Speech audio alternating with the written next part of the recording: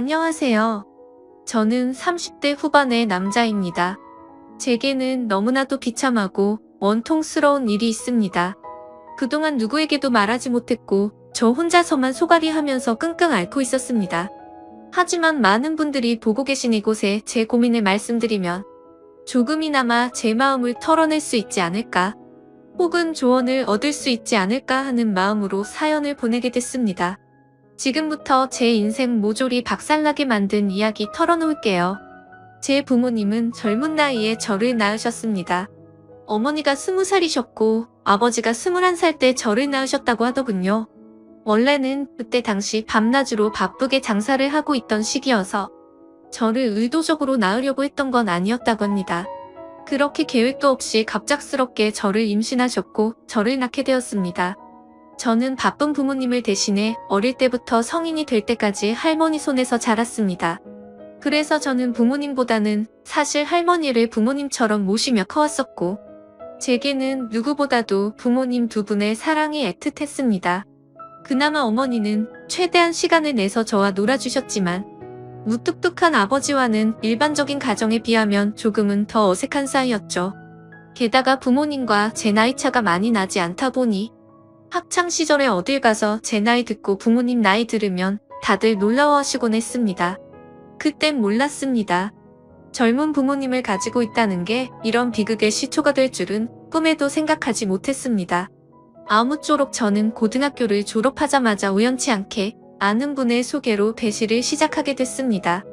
제 직업의 특성상 한번 배를 타고 바다를 나가면 짧게는 3개월 정도 걸렸고 길게는 반년 이상 바다에 나가고는 했습니다. 그리고 육지로 들어와봤자 보통 짧게는 2주 안팎으로 머물렀고 길게 있어봤자 2달 정도만 쉬다가 다시 바다로 나갔습니다. 이러한 부분들이 조금은 힘들 때도 있었지만 사람은 익숙함이 무섭다더니 계속해서 하다 보니 힘든 것도 잘 모르겠더라고요.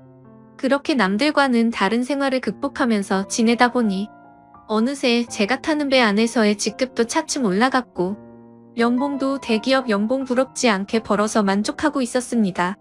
내성적인 성격이었기에 가끔씩 육지로 내려와도 연애할 생각도 크게 나지 않았고 긍정적으로 생각하려다 보니 제 나이대 친구들보다 돈을 훨씬 많이 버니까 그게 마냥 좋았죠. 아무쪼록 월세를 내면서 살 바에는 돈을 꼬박꼬박 모으자고 생각해서 적금을 넣었고 나머지 남는 돈은 부모님께서 사시는데 보태어 쓰시라고 용돈을 보내드렸습니다. 그렇게 시간이 흘러가다 보니 제 나이도 어느덧 20대 중반이 되었습니다.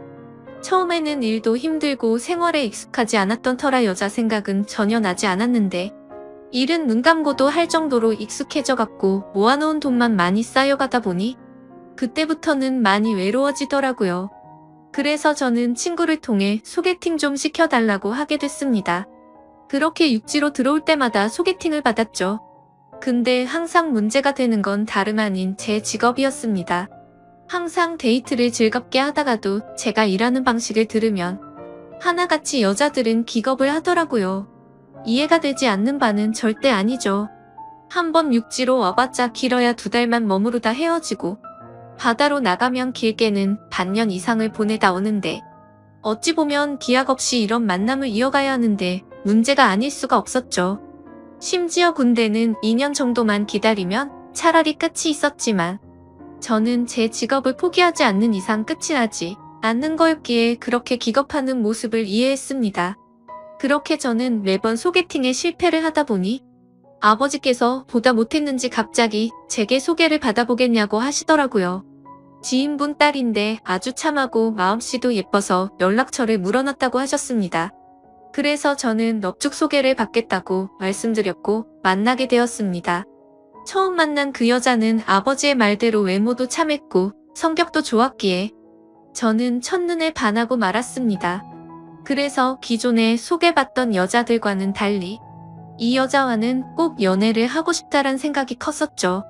그래서 무식하고 이상해 보일 건 알았지만 제 통장부터 깠습니다. 저는 직업이 남들과는 달라서 제약이 있는 부분도 있지만 나중에 제 가족 다 먹여 살리고 싶어서 이렇게 열심히 일하고 있다고 했습니다. 그러자 그 여성분은 갑자기 웃으시더라고요. 비웃는 게 아니라 첫 만남에 통장을 보여주는 제 모습에 갑자기 너무 귀엽고 웃겨서 웃었다고 했죠. 그 순간 저는 이 여자의 행동을 보고 마음속으로 그린라이트인가? 라는 생각이 들었습니다. 그래서 저는 더 침착하고 조심스럽게 말했습니다. 제가 바다로 나가고 육지에 머무르는 그런 기간들에 대한 얘기부터 시작해서 이것저것 많은 대화들을 나누었습니다. 그리고 제 진심을 알아줬는지 저희는 교제를 시작하게 되었습니다. 남들과는 너무 다른 교제 방식에 미안하기도 했지만 다른 사람에게 참아 보낼 수가 없었습니다. 많이 이기적인 걸 알았기에 제 모든 진심을 다해서 아껴주고 사랑해줬습니다. 그래서 아내와 1년 정도 사귀었을 무렵 저는 아내에게 프러포즈를 하게 됐습니다. 못난 저 때문에 이렇게 제약적인 만남을 해주는 것도 미안한데 고생하는 모습 보고 싶지 않다고 했습니다. 처가댁은 저희 집과 마찬가지로 돈이 많거나 그런 건 아니었습니다. 평범하게 직장 생활을 하고 계신 장인어른과 가정주부로 살아오신 장모님이셨죠. 그리고 제 아내는 공부에는 별 관심이 없었지만 지방 대학을 나와서 중소기업에서 격리로 일을 하고 있었습니다. 근데 회사에서 집까지 왕복 2시간이 넘게 걸리는 거리라 늘 마음이 쓰였습니다. 그래서 저는 그런 아내를 더 편하게 해주고 싶은 마음과 평생을 함께하고 싶은 마음에 결혼하자고 하게 되었던 거죠. 하지만 예상대로 아내는 쉽사리 수락을 하지 않았습니다. 제가 싫지 않고 만나서 함께 있으면 너무 행복하고 좋은데 바다로 한번 나가면 너무 오랫동안 못 보는 게 어느 정도 걸린다고 하더라고요. 근데 평생 그럴 걸 생각을 하니 생각할 시간이 필요할 것 같다고 했습니다. 그래서 저는 지금처럼 연애를 하면 내가 육지로 나와서도 우리는 약속 시간을 정해서 서로 만나고 또 다시 집으로 헤어지고 하는 거 시간이 아깝지 않냐고 했습니다. 함께 같이 살면서 조금이라도 더 오랫동안 계속 붙어 있는 게 좋지 않겠냐고 말했죠. 그리고 제 진심을 담아서 말했습니다. 출퇴근하느라 고생하는 것도 그만했으면 좋겠고 하루라도 빨리 우리를 닮은 아기를 낳아서 더 행복한 가정 만들고 싶다고요.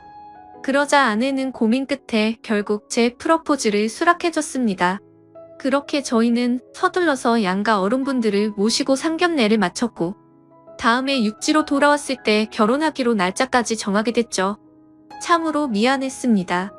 제가 신혼 준비를 도와주지 못해서 아내는 제 어머니와 같이 대부분의 결혼식 준비를 함께하게 되었고 그러는 과정에서 친엄마 친딸처럼 친해졌더라고요. 그래서 저는 아내와 상의 끝에 저희 부모님을 모시고 함께 지내기로 했습니다. 아무래도 제가 자리를 비운 사이 혼자 쓸쓸히 지낼 아내를 생각하니 마음이 쓰이더라고요. 그렇게 저희는 결혼식을 하게 되었고 참 감사하게도 저희는 허니문 베이비가 생기게 되었죠. 저는 바다에 나가 있었고 아내의 임신 소식을 듣자마자 너무 신이 나서 같이 일하는 동료들에게 실컷 자랑을 했고 참 많이 행복했습니다. 저는 기대에 부풀어 행복한 가정을 꿈꾸며 열심히 돈 벌자라는 마음으로 즐겁게 뱃생활을 했습니다. 그렇게 시간은 흘렀고 제 아내는 세상 누구보다 예쁜 딸아이를 출산하게 됐죠. 정말 어릴 적부터 꿈꾸던 가정을 만들고 있는 것 같아서 눈물나게 행복했고 제 인생에 아내와 딸만 있으면 그 어떤 일도 다 할 수 있겠다고 생각했습니다. 그리고 앞으로 아이가 생겼는데 분가를 하는 게 좋을지 물었습니다. 아내는 제 말처럼 혼자 지냈으면 무섭고 외로웠을 것 같다며 부모님과 지내는 게 지금은 생각보다 좋다고 만족해 하더라고요. 저희 부모님도 아내가 참 예쁘고 일도 잘해서 너무 사랑스럽다고 칭찬 일색이셨고 같이 지내면서 손주도 보면 좋을 것 같다고 하셨습니다. 그렇게 저는 모든 것이 다 완벽하다고 느끼고 있었습니다. 하지만 그 완벽한 날들은 오래가지 못했습니다. 정말 슬프게도 제 어머니가 갑작스럽게 교통사고로 돌아가셨습니다. 길을 가다가 급히 무단횡단을 하시다가 달려오던 차에 치여서 세상을 떠나시게 된 거죠. 그때는 어머니를 잃은 슬픔에 잠겨 다른 생각들은 전혀 할 수가 없었습니다. 그로 인해서 앞으로 벌어질 비참한 비극은 생각조차 못했습니다. 어머니를 잃은 슬픔에 잠시 일을 쉬었고 저는 다시 저희 가정을 먹여 살리기 위해 다시 배를 타기 시작했습니다. 그래서 그날부터 저희 집에는 제 아버지와 아내 그리고 딸아이만 있었죠. 어머니를 잃게 됐지만 아버지는 생각보다 괜찮으셨고 제 아내는 우울증세가 올 정도로 많이 슬퍼했습니다. 친엄마처럼 따르고 지냈었기에 정말 많이 힘들어하더라고요. 그래서 저는 아내가 걱정되어서 시간이 날 때마다 연락을 했고, 아내는 걱정 말라며 괜찮게 지낸다며 시아버지 또한 잘 지내고 있다고 하더군요. 그런 모습에 저는 점점 아내의 우울 증세가 나아지고 있구나 하고 안심을 했습니다. 그렇게 제 어머니가 떠나가신 지 1년이란 시간이 지났습니다. 제가 다시 바다로 떠난 지 얼마 안 되어서 아내는 임신을 했다고 연락이 왔습니다. 그때도 첫 아이를 가졌을 때처럼 저는 정말 미친 듯이 기뻤습니다. 하늘 날아가 가신 어머니가 저희 슬프게 지내지 말라고 선물로 아이를 보내줬다고 생각했습니다. 그날은 어머니 생각이 더 많이 나서 눈물로 밤을 지새웠던 것 같아요. 시간이 또 빠르게 흘러갔고 제 아내는 둘째로 사내 아이를 출산하게 됐습니다. 저는 제 어깨가 더 무거워졌지만 행복했습니다. 사랑하는 아내와 제 2명의 자식들을 위해선 못할 게 없었으니깐요. 이 세 사람을 제 인생의 축복이라고 생각하고 사명감을 갖고 더욱 열심히 살았습니다. 그런데 뭔가 이상한 점이 분명히 있었습니다. 제가 한 번씩 육지에 머무를 때를 생각해보면 아버지는 둘째 아들을 유독 좋아하셨습니다. 첫째 소녀를 낳았을 때는 보여주신 적 없던 모습들을 종종 보여주셔서 뭔가 이상했죠. 손녀 때는 그냥 좀 시큰둥하시던 분이 둘째는 너무 사랑스럽게 대하시기에 저는 단순히 딸이 아니라 사내 아이라서 저렇게 좋아하시는 건가라고 생각했었습니다. 그러던 어느 날 제 인생에서 가장 비참하고 충격적인 순간의 날이었습니다. 날씨가 좋지 않은 바람에 저희는 예정보다 일찍 하선을 하게 되었습니다. 그래서 깜짝 놀래켜주고 싶은 마음에 미리 연락 없이 즐거운 마음으로 집으로 향했죠. 그때 시간은 한창 아이들이 유치원에 가 있을 시간이었습니다. 저는 저를 보고 반가워할 아내를 상상하며 현관문 비밀번호를 누르고 들어갔습니다. 그런데 뭔가 느낌이 쎄하더군요. 문을 열자마자 아내가 반가워하면서 뛰쳐나올 거라 생각했는데 아무 말도 없이 안방에서 조용한 인기척만 들리더군요. 아, 설마 아내가 딴 남자와 불륜짓을 하는 건가 라는 생각에 극도로 심장이 쿵쾅거렸습니다. 불길한 예감을 안고 그대로 신발도 벗지 않고 달려 들어가서 안방문을 벌컥 열었습니다. 아니다 다를까. 불길한 제 예감은 적중했고 제 예상대로 아내는 바람을 피우고 있었습니다. 근데 더 충격적인 건 진짜 상상조차 못한 현장을 목격했기 때문이죠. 저는 아내가 바람을 피워서 다른 남자를 집안에 끌어들였구나 생각만 했지. 제 아내와 함께 있었던 상대가 제 아버지일 거라고는 감히 상상조차 하지 못했습니다. 안방문을 여니 아버지와 아내는 다급하게 옷을 입고 있었고 저와 눈이 마주쳤는데 저는 정말 어떤 심정이 들었을까요? 너무 충격을 받은 저는 그 자리에서 주저앉았습니다. 생전 처음 알았습니다. 사람이 얼마나 충격을 받으면 주저앉는지를 말이죠. 멍하니 넋 없이 아무 말도 못하고 있었습니다. 조금 뒤에 아버지라는 가면을 쓴 그 인간은 아무 말도 안 하고 도망치듯이 집 밖으로 나가버리더군요. 그리고 제 아내는 옆으로 다가와서 미안하다며 한 번만 용서해달라고 빌고 있는데 그때 기분은 너무 불쾌해서 목소리조차 듣기가 싫더라고요. 제 옆에서 울면서 아내는 제게 말했습니다. 시어머니가 돌아가시고 너무 우울해서 매일같이 너무 슬펐다고. 근데 제가 옆에 없으니까 병원까지 다닐 정도로 심해졌답니다. 그렇게 외로움이 극에 달했을 때 아내는 시아버지와 매일같이 술을 마시게 됐고 어느덧 술 기운에 자신도 모르게 실수를 하게 되었고 그 이후로는 누가 먼저라고 할 것도 없이 자연스럽게 이런 관계가 됐다고 했습니다. 당연히 이런 말도 안 되는 상황이 잘못된 건 알고 있었고 잘못된 상황을 바로 고쳐보려고 노력을 해봤었답니다. 하지만 아무리 노력해봐도 이미 엎질러진 물은 수습이 되지 않았다네요. 그래서 아내에게 언제부터 이런 짓거리를 했냐고 물었습니다. 시어머니 돌아가시고 6개월 정도 지나서부터였다고 하더군요. 정말 피가 거꾸로 솟는 듯한 기분이 들었고 그 말을 듣자마자 순간적으로 불안한 생각이 스쳐 지나갔습니다. 왜냐하면 아버지가 둘째 아들만을 유독 특별하게 아끼던 모습들이 떠올랐기 때문이죠. 저는 앞뒤 가릴 거 없이 직설적으로 물었습니다. 둘째 아들이 내 아이 맞냐고 하니까 아내는 아무 말도 없이 고개를 숙이고 있더라고요. 제가 빨리 대답하라고 소리 지르니까 아내는 미안하다며 울기만 하더라고요. 니네가 짐승이지 진정 사람이냐며 있는 힘껏 소리를 질렀습니다. 현관문이 열려 있어서 동네 사람들이 수근대면서 쳐다보고 지나가는데 그딴 건 전혀 눈에 들어오지도 않더군요. 저는 그 자리에 더 있다가는 정말 크게 사고를 칠 것 같아서 일단 집 밖으로 뛰쳐나갔습니다. 어떻게 이런 일이 실제로 일어날 수가 있나 생각했고 그 충격은 절대로 쉽게 헤어나올 수가 없더군요. 그래서 며칠 동안 정신을 잃어서 쓰러질 때까지 술을 마시고 모든 연락을 끊고 있었습니다. 그 힘든 와중에도 어떻게 해야 하나 현실적인 생각들을 하게 되더라고요.